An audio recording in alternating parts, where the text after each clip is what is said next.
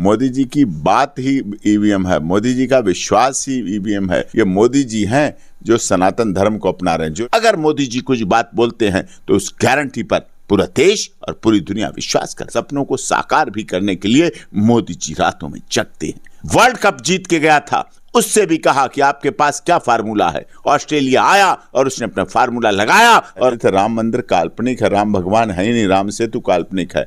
आज इंतजार कर रहे हैं कि राम मंदिर के निर्माण का 22 तारीख को इनविटेशन मिल जाए। जिस हिसाब से कांग्रेस सांसद के 10 ठिकाने से 350 करोड़ से भी ज़्यादा नकदी बरामद हुई है, इस पे इलेक्शन पे क्या प्रभाव पड़ेगा? इलेक्शन देखो, ये तो मोदी जी के शासनकाल में फिर भी भ्रष्टाचार खत्म हुआ है, भयमुक्त वातावरण बना है। उन्होंने तो 15 अगस्त को यही कहा, हमें भ्रष्टाचार मिटाना है, हमें लड़ना है भ्रष्टाचार से, जातिवाद से, भाई भतीजावाद से, करप्शन से। तो लड़ने की बात कही है उन्होंने और लगातार कर रहे हैं।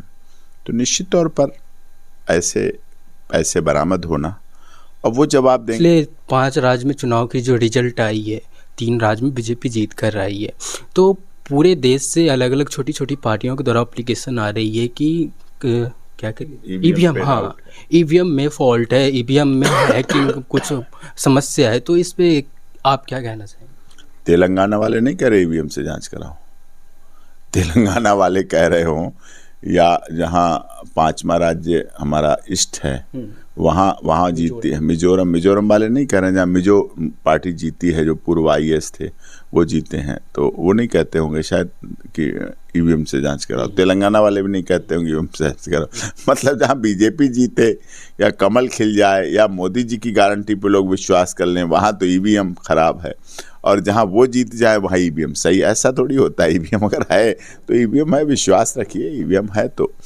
है, ऐसा नहीं है तो फिर प्रयोग करके दिखाएं, जांच करके दिखाएं। या फिर क्यों लड़ने भी क्यों लगते हैं?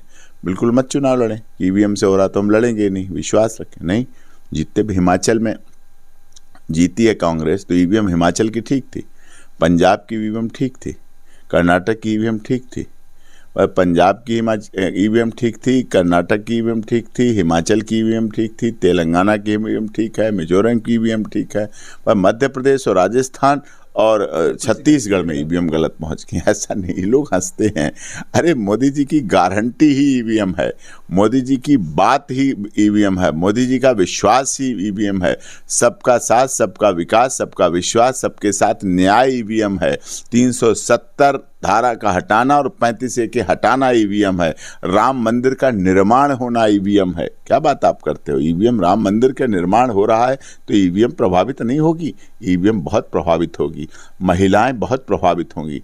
33% आरक्षण महिलाओं को जो दिया है तो ईवीएम प्रभावित नहीं होगी? ईवीएम खूब दबाए गए बटन, दबा के महिलाओं ने वोट दिया। आपकी 3 राज्यों में महिलाओं ने पूरा वोट दिया मोदी जी को, कि मोदी जी हमारा भविष्य डाल रहे हैं। अगर मोदी जी बेटी बचाओ बेटी पढ़ाओ अभियान चलाते हैं तो बेटियों को जन्म देने से लेकर बेटियों को आकाश में उड़ाने तक, थल सेना, जल सेना और वायु सेना में नौकरी दिलाने की भी जिम्मेदारी रखते हैं, और बेटियों को संसद में सांसद और विधायक बनाने की जिम्मेदारी भी रखते हैं, और देश की महामहिम राष्ट्रपति महिला हो इसकी भी जिम्मेदारी रखते हैं। दलित, शोषित, पीड़ित, मजदूर, मजलूम की आवाज़ हमारे देश की महिला शेड्यूल ट्राइब से आके भी देश की नेतृत्व करे और सदन में अपना राष्ट्रपति अभिभाषण बोले, ये गर्व की बात होनी चाहिए। रामनाथ कोविंद ने दलित समाज के रूप में आकर देश के महामहिम पद पर आकर देश को गौरवान्वित किया है। हमारा सर ऊंचा हो जाता है, हम फक्र से ऊंचा कहते हैं। हम सर्वे भवन्तु सुखिनः सर्वे सन्तु निरामया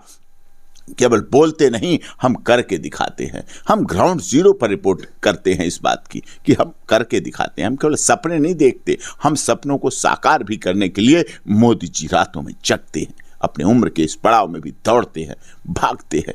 क्यों करते हैं, किस लिए करते हैं? चंद्रयान 3 की सफलता, आदित्य L1 की सफलता क्या कहती है? पहली बार ऐसा हुआ, उन्होंने कार्य किए तो वहां के लोगों को जीत जाके।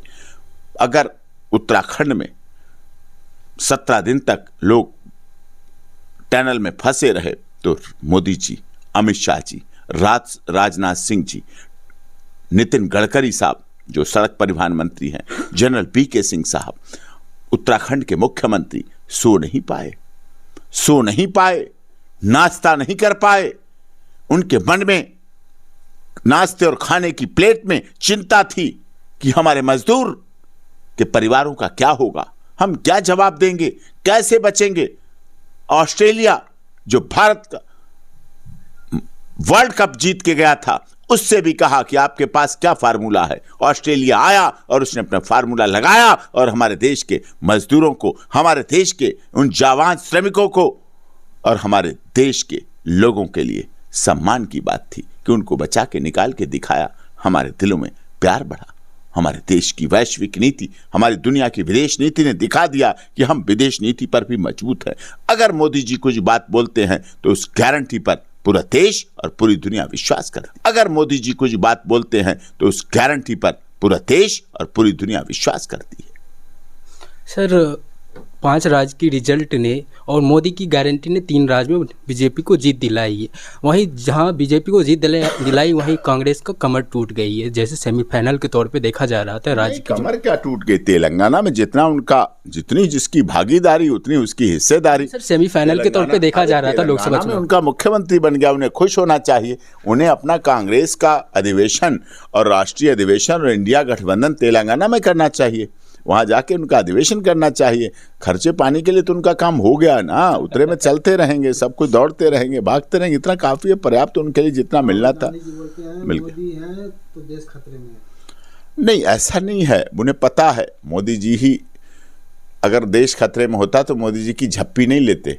उन्हें झप्पी ली थी ना सदन में। हाँ। अंदर अंदर सब जानते हैं मोदी जी हैं तो देश सुरक्षित है। मोदी जी तो घूम रहे हैं, ये मोदी जी हैं जो सनातन धर्म को अपना रहे हैं। जो लोग कहते थे कि HIV है, एड्स है, सनातन धर्म HIV है, एड्स है, डेंगू है, मलेरिया है, सपेरों की सैर है, आज वो लोग मंदिर मंदिर घूम रहे हैं। आज लोग यहाँ तिलक कहते हैं, पुजारी से पूरा लंबा तिलक लगाओ ना मेरे, मुझे भगवा पहनाओ ना, मुझे रुद्राक्ष की माला ऊपर डालते हैं।